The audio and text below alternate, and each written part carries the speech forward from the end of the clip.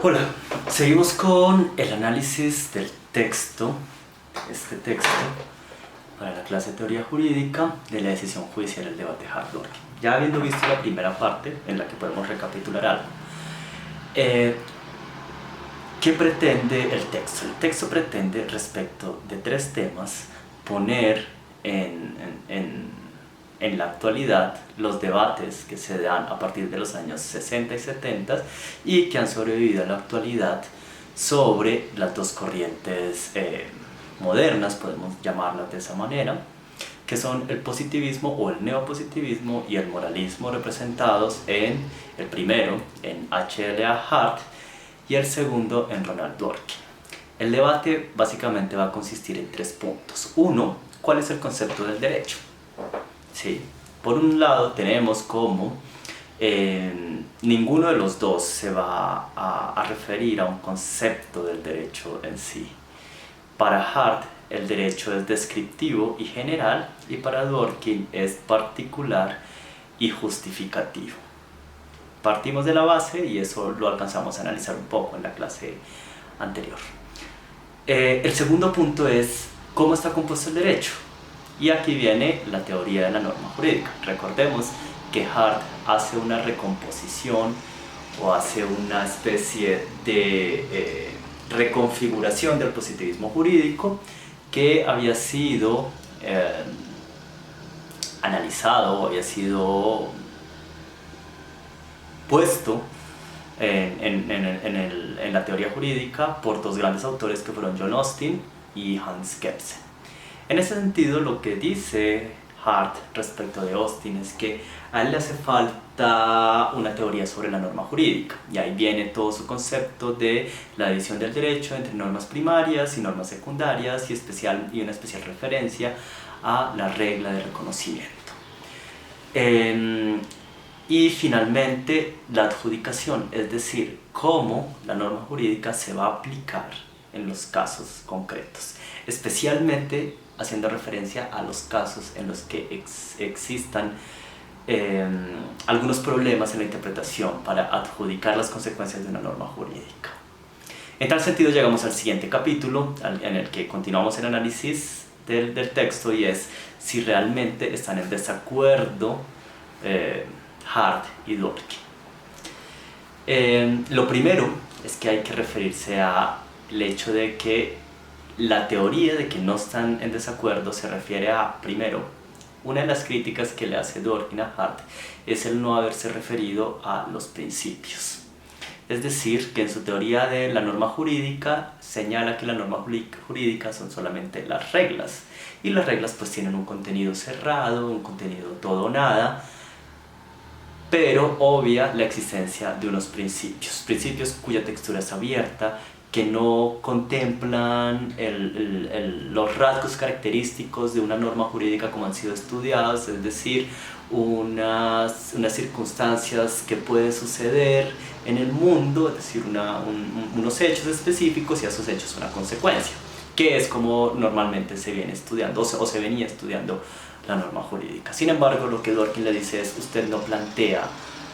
su teoría en virtud de la existencia de principios, y existen principios y no se puede obviar. Eso es una realidad jurídica y social que existe, que está, y que por lo tanto su teoría, le dice Dworkin a Hart, no da respuesta a la existencia de los principios. Tanto así que le dice Dworkin es: la existencia de los principios va en contra de su explicación de la regla de reconocimiento. Sin embargo, lo que queda evidenciado después, especialmente con la escritura del postscriptum, es que Hart sí habla de principios, y lo que podemos decir es que esa noción de principio está incluido dentro del concepto de norma jurídica, es decir, que no solamente se refiere a las reglas, sino que también dentro de este concepto está lo que se conocen como los principios. Tanto así que en el postscriptum va a dar un ejemplo de cómo la regla de reconocimiento también hace referencia a los principios. La otra característica o el otro mensaje de por qué no están realmente en desacuerdo hace referencia a que ellos están hablando de asuntos distintos. Por un lado, Hart contempla, o bueno, abiertamente lo dice, esto no es una teoría para un sistema jurídico particular, mientras que Dworkin sí lo dice, esta es una teoría que pretende la explicación o la justificación, en el caso de él, de los sistemas norteamericano y anglosajón, perdón, anglosajón no, e inglés, ¿sí? Mientras que Hart sí abiertamente está señalando que su teoría es una teoría general y descriptiva, que lo que pretende es encontrar cuáles son esos elementos comunes y describir el funcionamiento de esos elementos comunes a cualquier sistema jurídico, que vamos a encontrar en cualquier sistema jurídico. Y dentro de ellos, pues obviamente tenemos las reglas y los principios. Lo que termina diciendo César Rodríguez en el texto es que pareciera ser que son líneas paralelas que nunca se van a tocar, las teorías de Hart y Dworkin.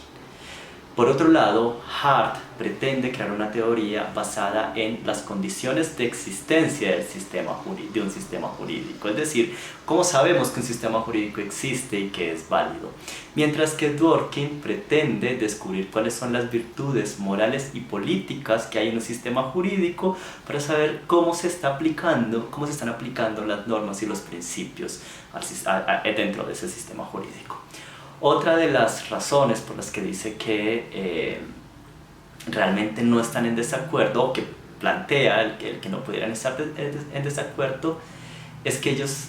dan soluciones distintas a los mismos casos. Por un lado, ¿cuáles son los tipos de normas? Entonces, quizás esto lo vemos claro en Hart cuando habla de dos tipos de normas jurídicas: las normas primarias y las normas secundarias, que como vimos, las normas primarias son aquellas que otorgan facultades, obligaciones, en fin, el típico caso de norma jurídica que tiene una situación de hecho y una consecuencia jurídica que le permite a los sujetos actuar, que serían más o menos equiparables con lo que nosotros conocemos en el derecho como las normas subjetivas, que no necesariamente son esas, pero puede perfectamente caber dentro de ese concepto. Y por otro lado, unas normas secundarias que van a permitir que esas reglas, unas reglas secundarias que van a permitir que esas reglas primarias funcionen de verdad en el mundo jurídico, que van a permitir su cambio, es decir, que dinamizan el funcionamiento de las normas jurídicas, van a permitir que algunas personas adjudiquen, y eso organiza obviamente el cumplimiento de las normas jurídicas, y finalmente van a permitir a los operadores jurídicos poder tener certeza de cuál es el derecho que deben aplicar. Mientras que Dworkin se va a referir a los tipos de normas jurídicas entendiendo como las reglas y los principios, y cómo estas reglas y principios tienen unas etapas específicas en el momento en el que van a ser aplicadas por los jueces, lo que nos lleva a la otra situación de por qué ofrecen soluciones distintas a los mismos casos, y es en la solución de los casos difíciles. ¿Cómo solucionan los jueces los casos difíciles? Mientras que por un lado Hart va a decir que ante el planteamiento de una situación de hecho que no tiene una solución por parte de los jueces, por parte de los sistemas jurídicos, es decir, que no hay una norma que señale una solución específica para un caso, en ese sentido el juez tiene la potestad de fijar una nueva regla a través del precedente. Y mientras que Dworkin va a decir que el derecho tiene la solución a todos los casos que se le planteen, que es un derecho de las personas cuando acuden a los jueces, que el juez falle en derecho, pues obviamente estaría en contra, si no fuera así, en contra de principios como la legalidad o la seguridad jurídica. Por lo tanto, la tarea del juez en los casos difíciles no es dictar un nuevo derecho, como sí lo sostiene Hart, sino que la función del juez va a ser descubrir en el sistema jurídico, a través de las herramientas que posee, que se encuentran dentro del mismo sistema jurídico, cuáles son las normas que van a ofrecer la mejor solución a ese caso que le ha sido planteado. Pues bien, básicamente esto es lo que continúa del texto. En el siguiente video seguiremos analizando posteriores situaciones.